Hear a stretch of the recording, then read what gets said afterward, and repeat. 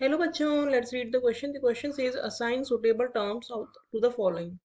One, materials which can withstand very high temperature without melting and softening. Two, sulfide ores are generally heated in a stream of air.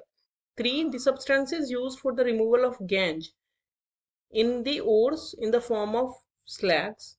Four, two metals which are manufactured by the electrolysis of their fused salts. 5.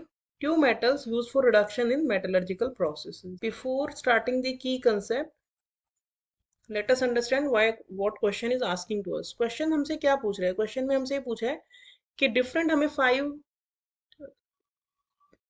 Questions दिए हैं, parts दिए हैं. उन 5 parts में किसी में तो हमें एक प्रोसेस दी है, तो हमें प्रोसेस का नाम आइडेंटिफाई करना है, कोई मटेरियल या सब्सटेंस आइडेंटिफाई करना है, या फिर हमें कुछ एग्जांपल्स देने हैं कि कैसे प्रोसेसेस हो रही हैं. तो one by one we will understand all the questions. First of all let us check the key concept. तो की कंसेप्ट इस क्वेश्चन का क्या है कि इलेक्ट्रोलाइसिस प्रोसेस हम किन मेटल्स के लिए यूज करते हैं. इलेक्ट्रोलाइसिस हम जब यूज करते हैं फ्यूज्ड सॉल्ट का, जब जो मेटल्स होती हैं वो बहुत ज्यादा रिएक्टिव होती हैं. जो हाईली रिएक्टिव मेटल्स होती हैं उनको और किसी मेथड से एक्सट्रैक्ट नहीं किया जाता है, बल्कि उनके उनके फ्यूज सॉल्ट के इलेक्ट्रोलाइसिस से ही एक्सट्रैक्ट किया जा सकता है, क्योंकि उनका रिएक्टिविटी नेचर इतना ज्यादा होता है, they can react with anything. तो इसीलिए इलेक्ट्रोलाइसिस से ही उन्हें हम सेपरेट कर सकते हैं. तो अब अगर हम इस क्वेश्चन का कंप्लीट सॉल्यूशन देखें तो वन बाय वन हम क्वेश्चंस को समझ भी लेते हैं और उनका आंसर भी देख लेते हैं. पहले में हमसे ऐसा मटेरियल पूछा है जिसको हम बहुत ज्यादा हाई टेम्परेचर पर भी अगर हीट करें तो उसमें ना तो मेल्टिंग होगी उसका और सॉफ्टनिंग भी नहीं हो रही है. तो ऐसा मटेरियल जो होता है उस मटेरियल को हम कहते हैं रिफ्रैक्टरी मटेरियल.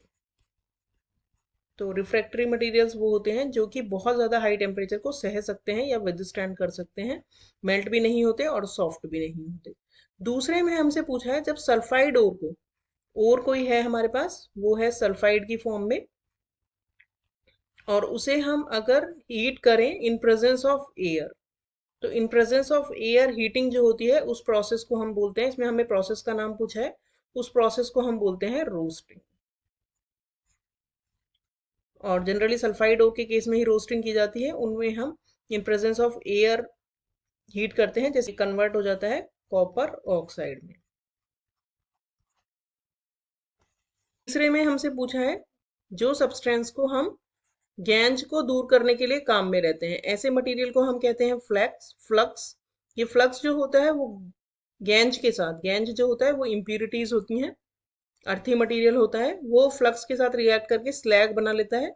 स्लैग जो होता है वो इंसॉल्युबल होता है और इसीलिए इसे इजीली अलग किया जा सकता है. तो flux is used to separate gangue from the ओर.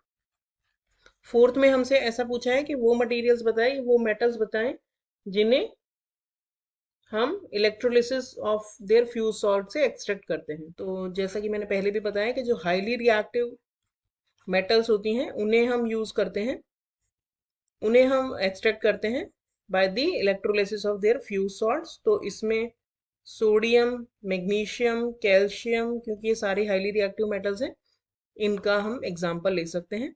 और फिफ्थ में हमसे पूछा है दो ऐसी मेटल्स जिन्हें रिडक्शन प्रोसेस के लिए यूज किया जाता है. तो उसमें से एक तो है एल्यूमिनियम. एल्यूमिनियम से जो रिडक्शन किया जाता है उसे एल्यूमिनोथर्मी के नाम से भी जानते हैं.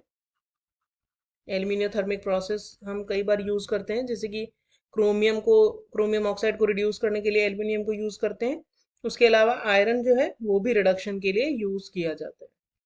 तो दोनों ही मेटल है एल्यूमिनियम और आयरन, तो इसके एग्जांपल्स हो जाएंगे एल्यूमिनियम और आयरन. वैसे तो हम कार्बन को भी यूज करते हैं रिडक्शन के लिए एक्सट्रैक्शन प्रोसेसेस में, लेकिन कार्बन एक मेटल नहीं होती है और हमसे क्वेश्चन में मेटल्स ही पूछा है, तो एल्यूमिनियम और आयरन हो जाएगा. तो हमारे आंसर्स हो गए, 1 का रिफ्रैक्टरी मटेरियल, 2 का रोस्टिंग, 3 का फ्लक्स, 4 का सोडियम और मैग्नीशियम, एंड 5th का aluminium and iron. So hope you understood the solution well. Thank you.